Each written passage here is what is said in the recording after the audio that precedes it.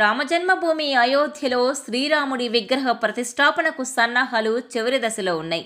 ఈ చారిత్రాత్మక ఘట్టాన్ని వీక్షించేందుకు యావత్ ప్రపంచం ఆసక్తిగా ఎదురుచూస్తోంది. ప్రతిష్టాపన కార్యక్రమం జనవరి 22న జరగబోతున్నప్పటికీ ఇప్పటి నుంచే సందడి మొదలైంది.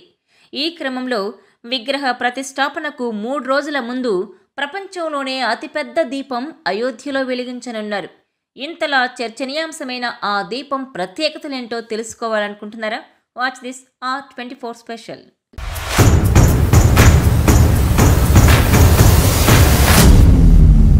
అయోధ్య శ్రీరాముడి విగ్రహ ప్రతిష్టకు ముందు వెలిగించబోతున్న దీపం ఇప్పుడు దేశం మొత్తాన్ని ఆకర్షించేలా చేస్తోంది.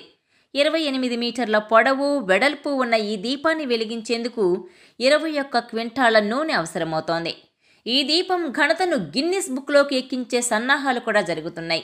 ఈ క్రతువుకు దశరథ్ దీప్గా నామకరణం చేసిన ఆలయ ట్రస్ట్ దీపపాత్ర తయారీకి 100 పుణ్యక్షేత్రాల్లోని మట్టితో పాటు నదులు, సముద్రాల నుంచి పుణ్య జలాలు సేకరించారు. పాకిస్తాన్కు చెందిన కింగ్లాజ్ నుంచి, నేపాల్లోని జనక్పూర్ నుంచి కూడా మట్టిని తెప్పించారు.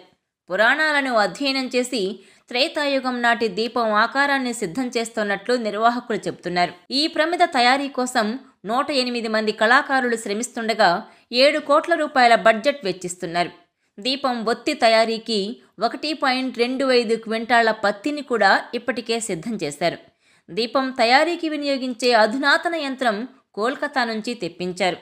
త్రేతాయుగంలో శ్రీరాముడు తన కుటుంబంతో కలిసి తులసివాడిలో పూజలు చేసేవాడని చెబుతారు. సరయూ నది ఒడ్డున స్నానమాచరించి ఆ తర్వాత తులసివాడిలో పూజలు నిర్వహించేవాడు. అందుకే ఆ ప్రదేశాన్ని రామ్ఘాట్ అని అంటారు. ప్రభుత్వ పత్రాల్లో కూడా ఈ పేరుతోనే ఉంది.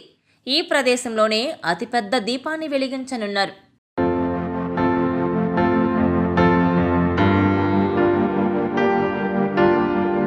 ఈ వీడియో మీకు నచ్చినట్లయితే please share, like and subscribe R24 Telugu.